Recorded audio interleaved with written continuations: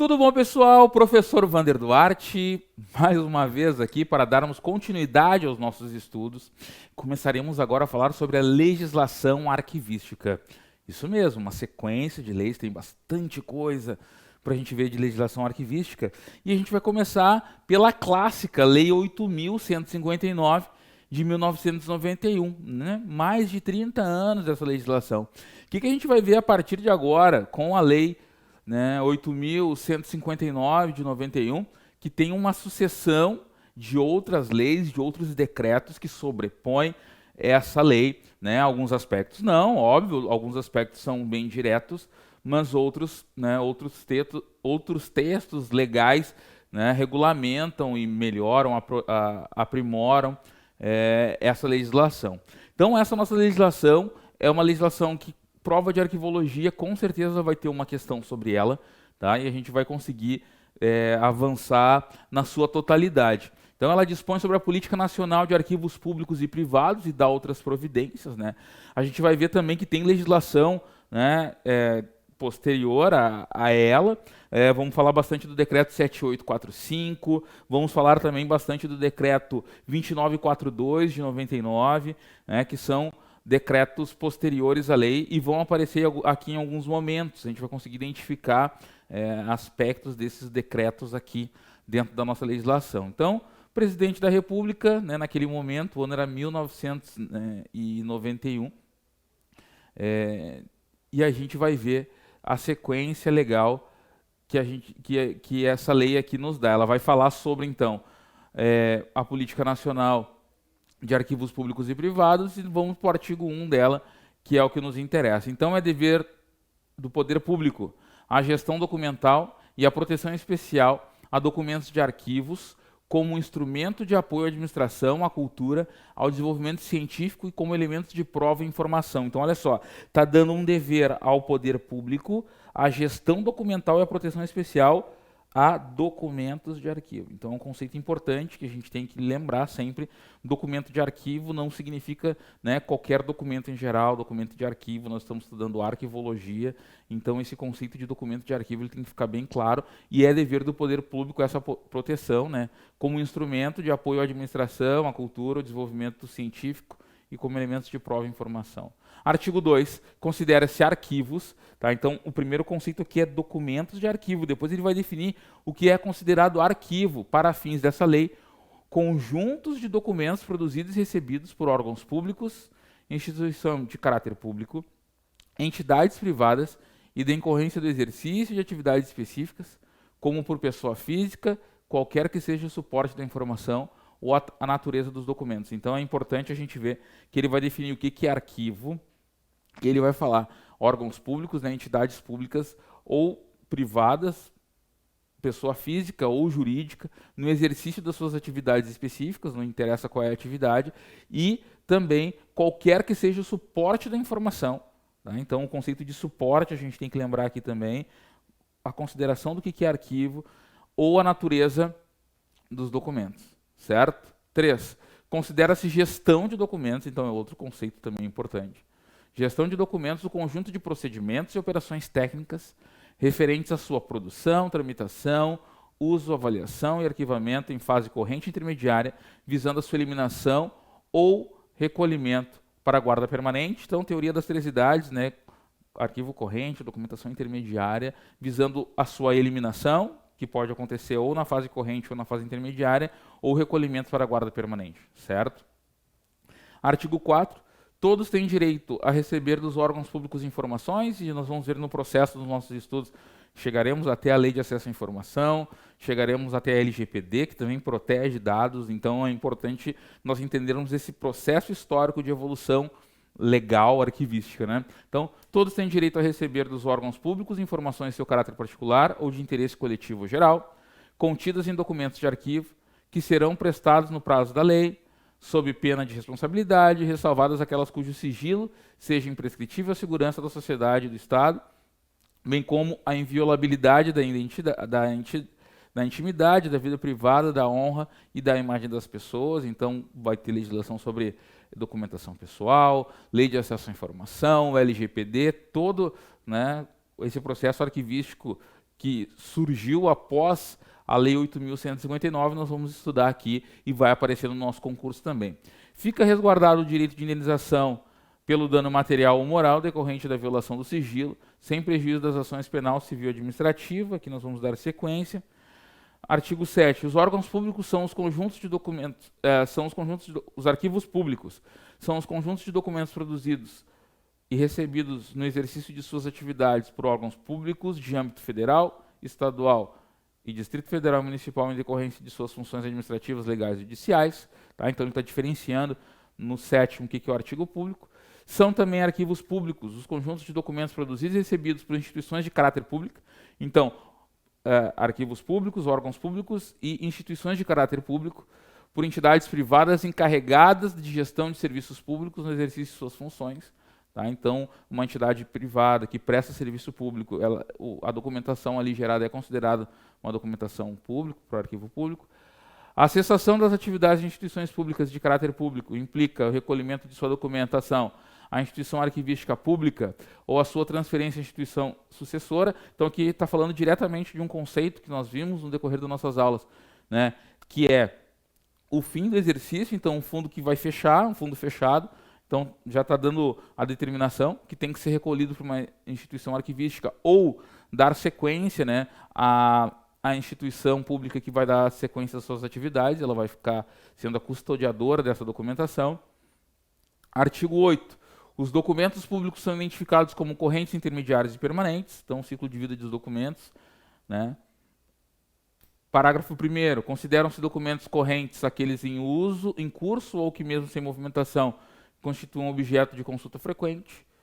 Considera-se documentos intermediários aquele que, não sendo de uso corrente nos órgãos produtores, por razões de interesse administrativo, aguardam sua eliminação ou recolhimento para a guarda permanente. Teoria das três idades sendo colocado na prática, na legislação, considera-se permanentes os conjuntos de documentos de valor histórico, probatório e informativo que devem ser definitivamente preservados. Então, aqui a gente tem no artigo 8 a teoria das três idades sendo colocada na prática dentro da legislação.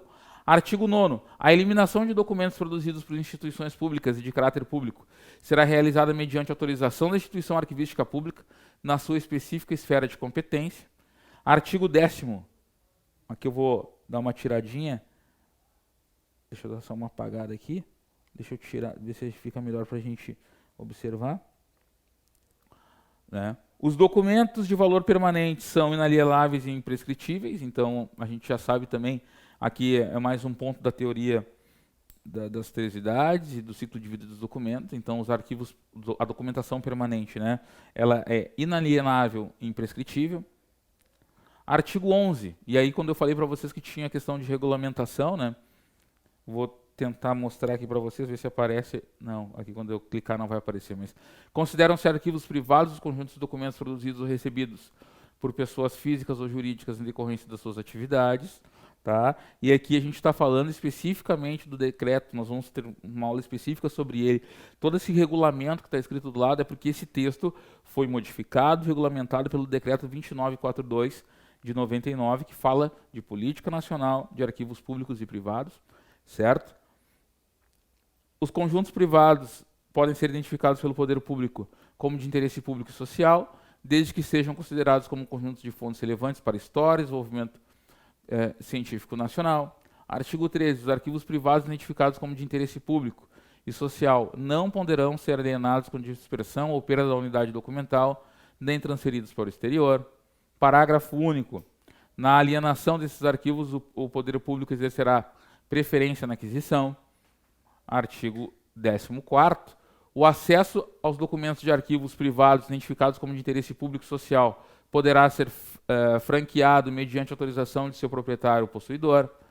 Os arquivos privados identificados como de interesse público e social poderão ser depositados a título revogável ou doados a instituições arquivísticas públicas. Artigo 16.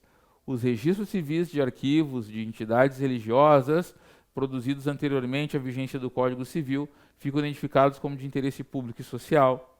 Tá? E aqui tem uma questão importante, a partir da Constituição de 1891 e Código Civil também, que foram criados durante a República, porque até então existia uma separação, uma união entre Estado e Igreja, e a partir do final do século XIX, na virada do século XIX, última década do século XIX, existe essa separação do Estado com a Igreja, né? O Estado passou a ser laico. Então esse artigo ele vai diretamente para esse ponto, né?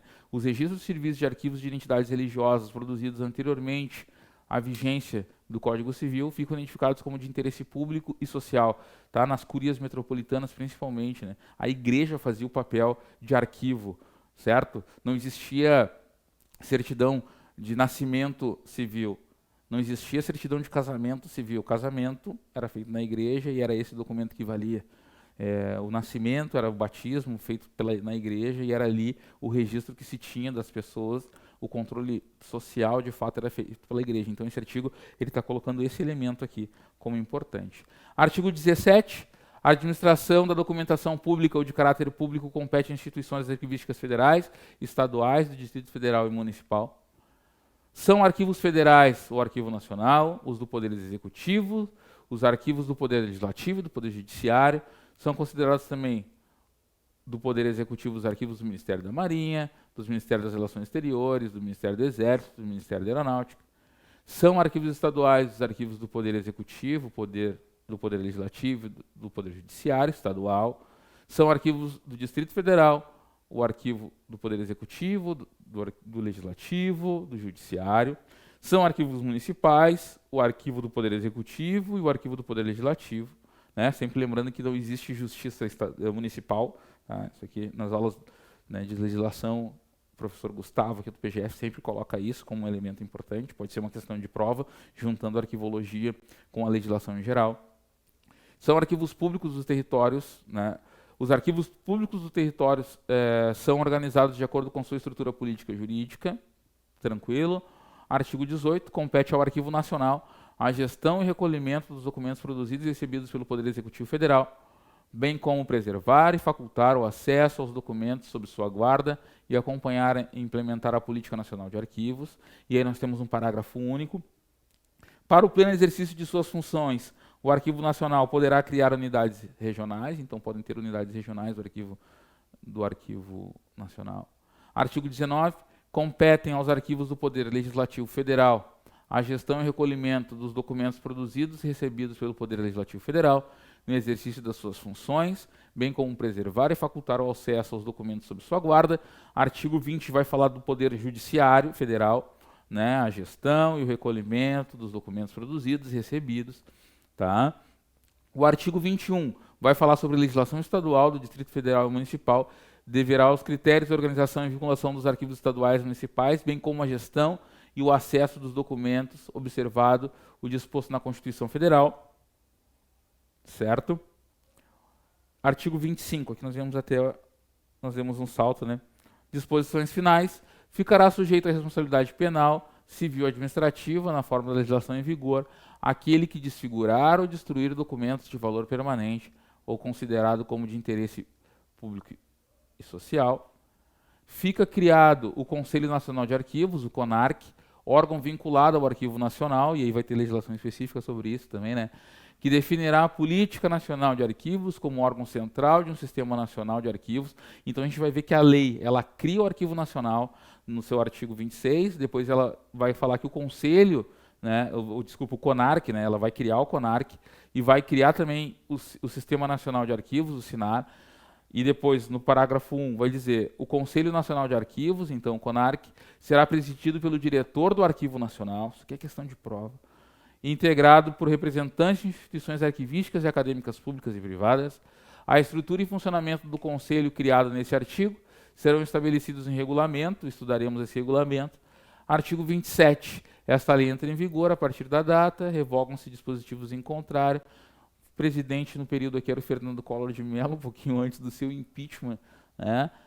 E aí, pessoal, temos muita legislação para estudar, bons estudos e até a próxima aula.